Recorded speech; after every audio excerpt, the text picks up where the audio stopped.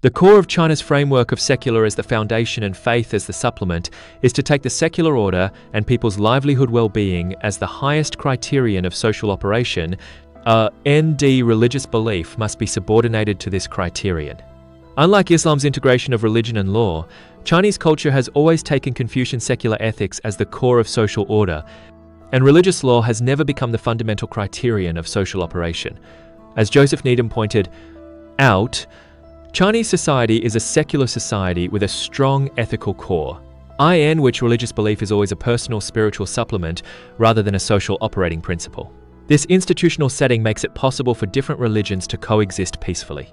Because all religions must abide by the common secular ethics and social order, and their religious differences are only reflected in the personal spiritual field, not in the social operation level. At the same time, Chinese culture's inclusive absorption of Islamic cultural elements further dissolves the exclusivity of Islam. Islam was introduced into China as early as the Tang dynasty, and after more than 1,000 years of integration, it has formed a unique Chinese Islam with the characteristics of combining Islamic doctrines with Confucian ethics. For example, Chinese Islamic scholars put forward the concept of harmony between Islam and Confucianism, equating Islamic Tawhid with Confucian Tao, and integrating Islamic ethics with Confucian benevolence and righteousness. This integration makes Islamic culture an organic part of Chinese culture, not an opposing foreign culture. ND dissolves the exclusive barrier of Islam from the cultural level.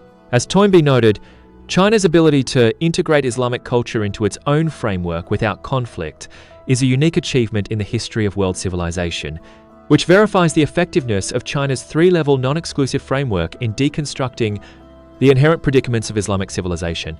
Section 6, Deconstructing the predicament of Hinduism, from innate caste solidification to merit-based social mobility. 4.3 解构印度教卡点，从先天种姓固化到贤能本位的社会流动。Chinese culture deconstructs the predicament of Hinduism's innate class solidification of the caste system from both ideological and institutional levels. Relying on its core concept of everyone can become a Yao or a Shun, and the institutional guarantee of the imperial examination system, realizing the transformation from innate identity to acquired merit, and breaking the shackles of innate class division. This deconstruction is not only a theoretical transcendence, but also a practical experience verified by thousands of years of Chinese society, which provides a feasible path for the world to break through the predicament of class solidification. Ideologically, Chinese culture has always taken equality of human nature and merit-based value as its core connotation completely, negating the cognitive basis of the caste system's innate class division. Confucius proposed education without discrimination, breaking the aristocratic monopoly on knowledge and affirming that everyone has the right to receive education and realize self-transcendence regardless of their family background. Mencius further put forward, the goodness of human nature is like the downward flow of water.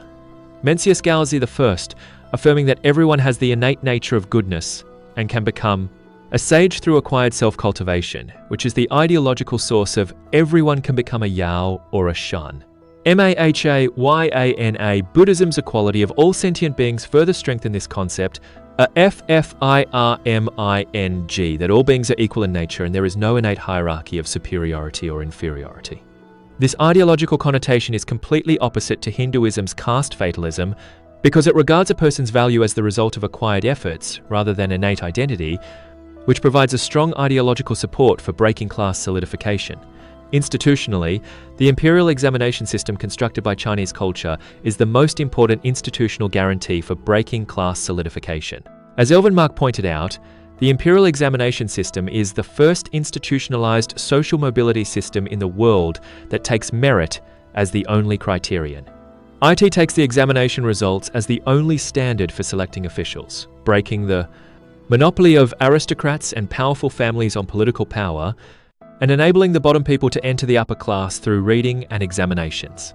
This system has been implemented in China for more than 1300 years, becoming the core mechanism of social operation and making merit-based upward mobility a social consensus. Unlike the Hindu caste system's innate identity determines everything, the imperial examination system makes acquired merit the core criterion of social stratification, which not only activates the vitality of society, but also realizes the ideal of equality of all people at the institutional level. This practical experience has become a model for the world to break through the predicament of class solidification A&D also verifies the unique value of Chinese culture in promoting human social progress. Conclusion. The mission of Chinese culture in the process of human universal harmony. 结语，人类大同进程中的中国文化使命。In the 20th century, Toynbee put forward a profound civilizational prediction based on his research on the rise and fall of 21 human civilizations, and Needham, Gurnett, Schwartz and other scholars further interpreted the unique value of Chinese culture from different perspectives. Half a century later, as global civilizations are trapped in the predicaments of belief barriers, class solidification and sectarian conflict, the wisdom of these scholars is increasingly shining with practical significance. The exploration of this paper shows that Chinese culture is the natural carrier of human universal harmony, not because of any geopolitical advantage or material strength, but because it has formed a spiritual system that transcends dual opposition and a three-level non-exclusive compatible framework through thousands of years of development and integration.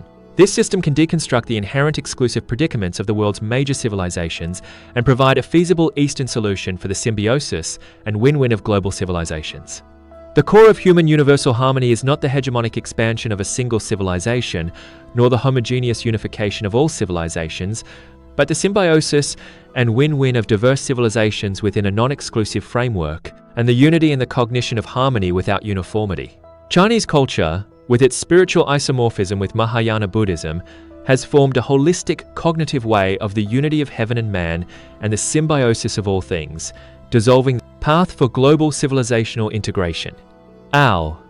These characteristics make Chinese culture the only civilization that can undertake the mission of human universal harmony in the global civilizations. Toynbee once said, "In the atomic age, global unification is inevitable. A&D, this unification must be a cultural, symbiotic unification rather than a military conquest unification."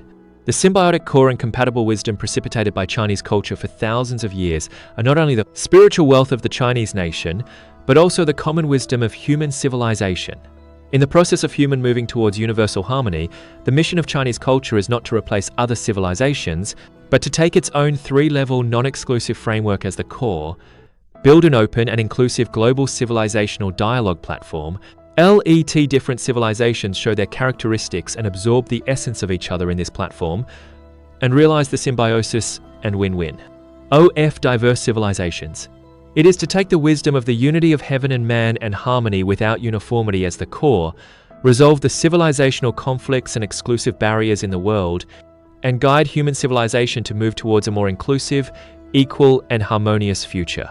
This is the deep connotation of Toynbee's prediction, the eternal value of Chinese culture spanning time and space, and also the common pursuit of all human beings for a better future.